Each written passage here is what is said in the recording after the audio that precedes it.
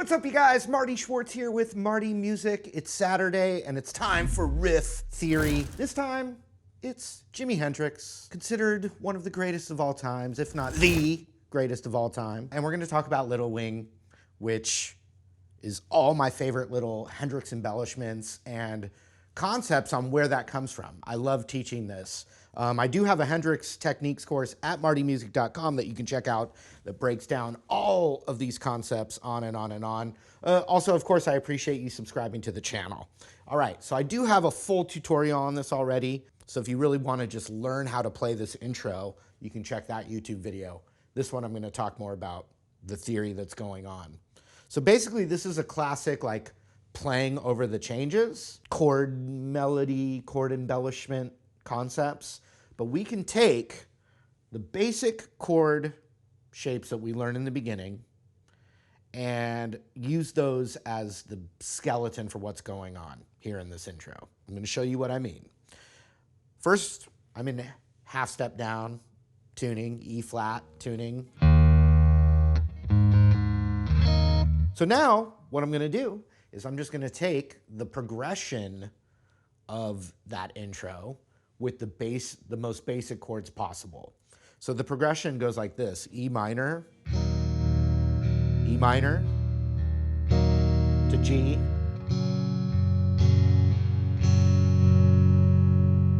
A minor, back to E minor, then B minor to A minor, but they do a chromatic.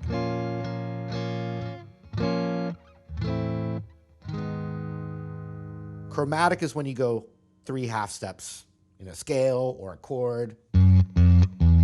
3 steps or more even, you know. Chromatic scale is every note. We have E minor to the G, then A minor, back to E minor, B minor, half step, A minor, C major, G, F, C, and D. So basically, that's the key of E minor, which is also the relative major is G major. So for the most part, it's in the key of E minor or G major. But when it does the F chord, that's called a flat 7 in the key. 1, flat 7, which is an F, and then 4 chord is C, and then 5 chord is D. So if I just refer now to just the key of G major, here are the chords in that key. Well, she's a 6 chord to the 1 chord, then the 2 chord, back to the 6 chord. Then the 3 chord, 3, flat 3, 2 chord, 4 chord, 1, flat 7, 4, 5.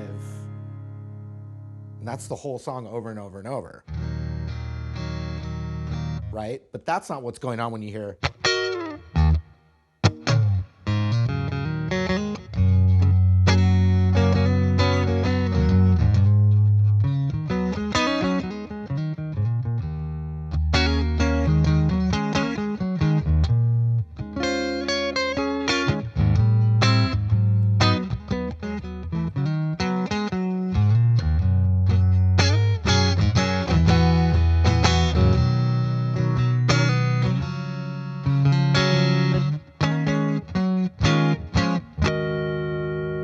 So that whole thing is musical moments over each chord of the progression. So E minor, musical moment. G major, musical moment. So instead of the actual just chord strum, there are these little like cells and concepts for major chords and minor chords in different positions.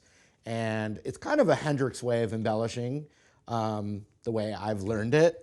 But so check it out. If I say the E minor chord, you can play the E minor pentatonic instead of an E minor chord.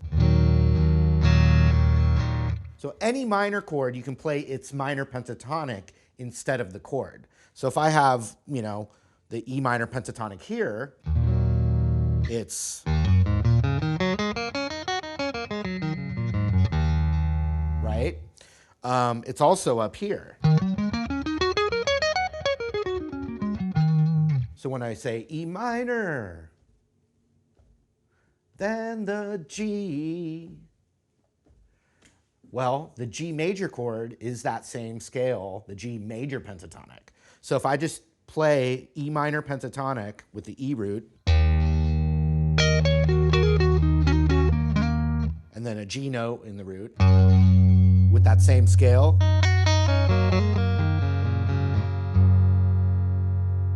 that's what's going on. He's just noodling in the E minor pentatonic for both of those. But to create a moment that feels like the chord in that intro, he goes.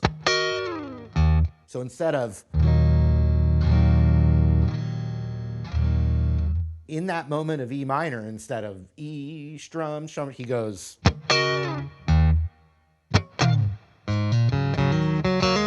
And so what's going on with that? Well, that's just emphasizing the chord up here. It comes from that. A root, sassy percussiveness. And then what does he do? The E minor pentatonic. And what he's doing a lot is he's doubling up on notes in the scale. So if I'm like, I'm strumming on that one, but also letting the D ring, like, or with this one, I'm letting the G ring.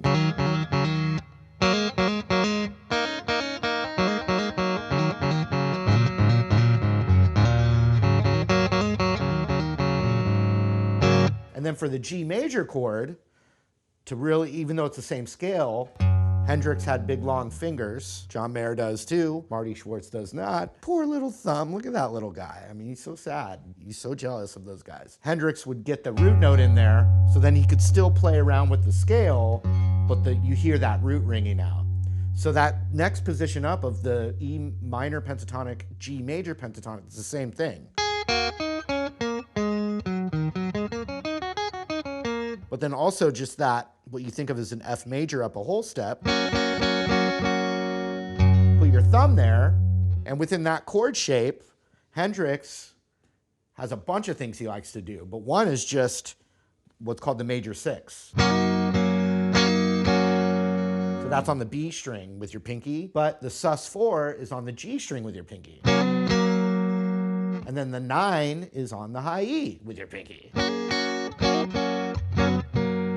So check it out, the E minor,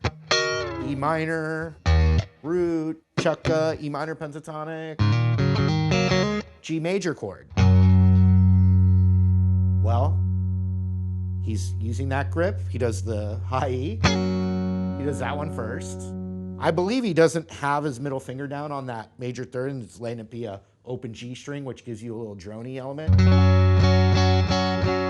Sounds really cool. Because it's a G chord, the G string's perfect for that. But so you have that pinky thing, then you have the sus4, it hops over to the G. Okay? Now what I said earlier is any minor chord, you can play the minor pentatonic over it. So that next chord's A minor. He uses his thumb capo and goes up to let that ring out, and then noodles in the A minor pentatonic. That's what's called the 9 right there, but it's... And then it goes back to E minor, remember that? So it's an open E string. But now we have a new embellishment. Once again, it's just the minor pentatonic, but in the A root position. We have another E minor right here, and they're really just the most basic E minor. And then, you know, as you progress from the beginner phase, you learn bar chords. Well, here's E minor bar chord with a root on the A string. In that position, you have the E minor pentatonic with the root on the A string.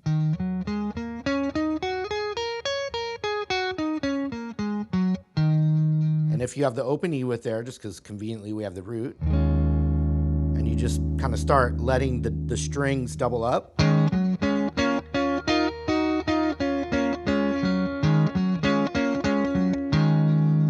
So he goes E minor, E minor, E minor. Now G major with the just classic chord thing. Thumb capo, A minor pentatonic. Now back to E minor. Now this bar chord position.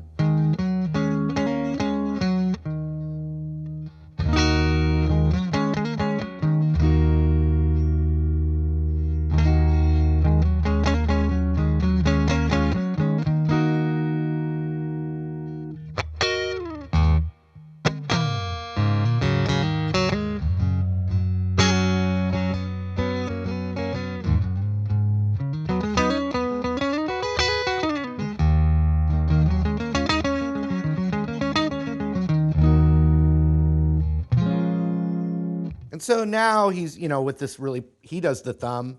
I cheat through it. So I'm making sure you get that in there, but earlier I did it here. We have the E root minor chord. B minor down to A minor. Well, you have the pentatonic.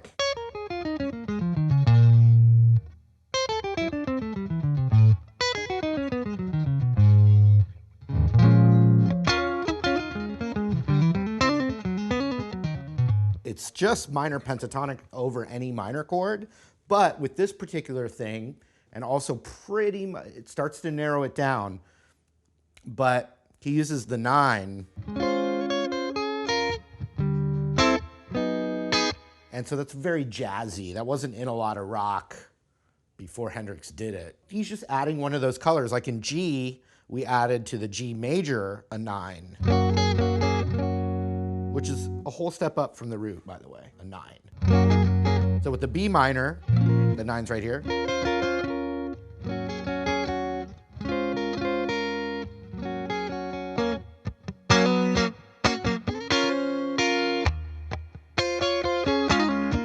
So you've got a little 9 that he adds.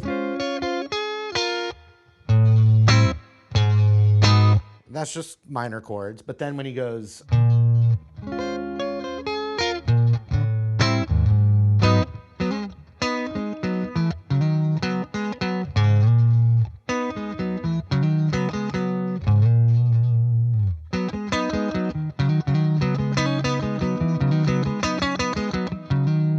all of that now, B minor, A minor, C major.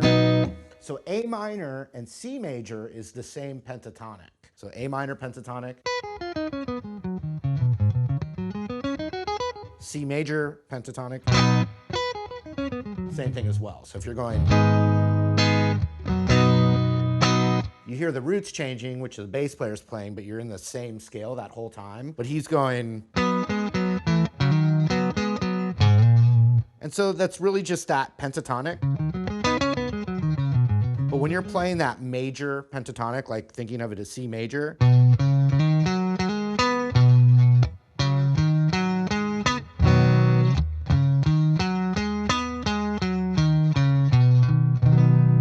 you can add the sus4 like we did here. Within the scale, the sus4 is right here.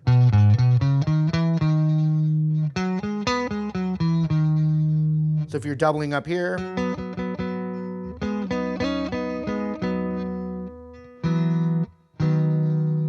so I'm getting some of those other notes in there when I go through the scale.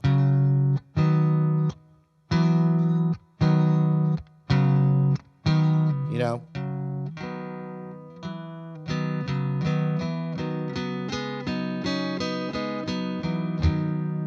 You'll hear that in Don't Let Me Down.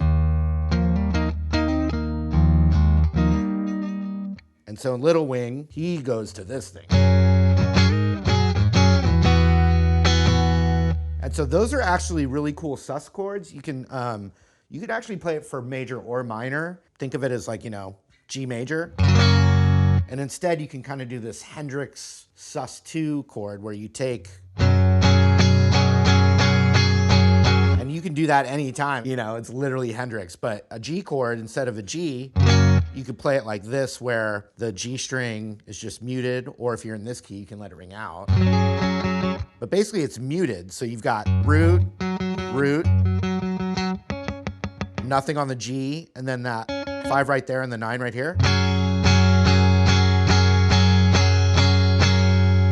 And so one thing he does, not in Little Wing, but he takes that chord and plays the pentatonic. So if you add the 1-string pentatonic, you can do that with a chord.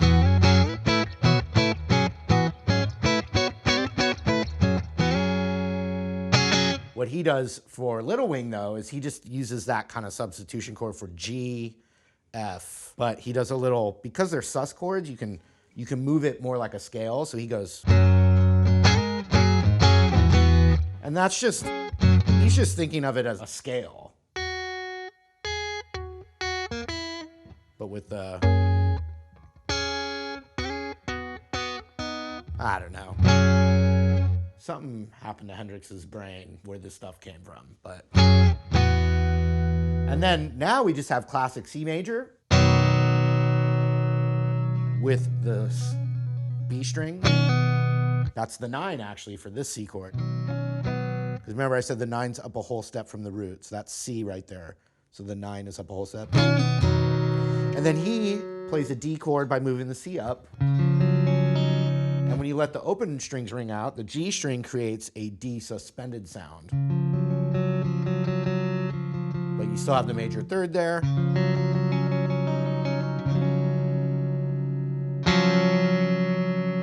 And then that same Don't Let Me Down thing is for the D, final D chords. Check it out.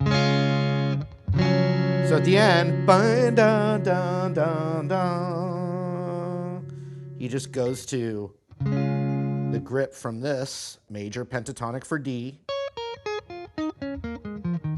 Remember, it's a D chord. He goes, and that's that same thing we did earlier for C major. D, he goes, so he's using the same elements, and then finally great harmonics. So let's say I just used one device for that progression. I'll say it. E minor.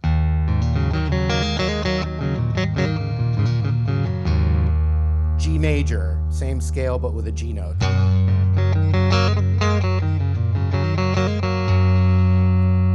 Now A minor pentatonic.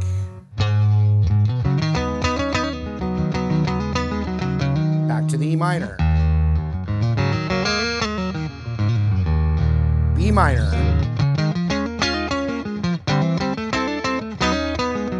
C major. G major. F major. C major. D major. Back to E minor. Now just straight home row pentatonic for each chord. E minor. G major. It's the same scale though. A minor. Back to E minor. B minor. B flat. A. C major. Same scale. Now that same thing for each of the next chords. G major. F major. C major. D major. All right, another device from, and this one's just from my Hendrix course. It's not really covered here, but check it out. There's a little device for minor. You can go, but for major, you can go. So here we go, Little Wing with just that one device. E minor. G major. A minor. E minor. minor, then C major, which is the same as A minor, G major, F, C, D. So if you know 4 of those and you know your roots, you can now do your own Hendrixy embellishment style tunes. So anyway, hope you enjoyed that. I enjoyed doing that. Let me know in the comments other riff theory episodes you'd like to see, you know, classic riffs you'd like to see me analyze and break down. Thanks for hanging out this far. Also, if you haven't, I appreciate you subscribing to the channel. And then I mentioned it a few times, I've got a Hendrix style course and a bunch of other courses, some of which are free as well, like a Pentatonic exercise course is totally free. That's all martymusic.com, so go check that out. And hope to see you again. Take care.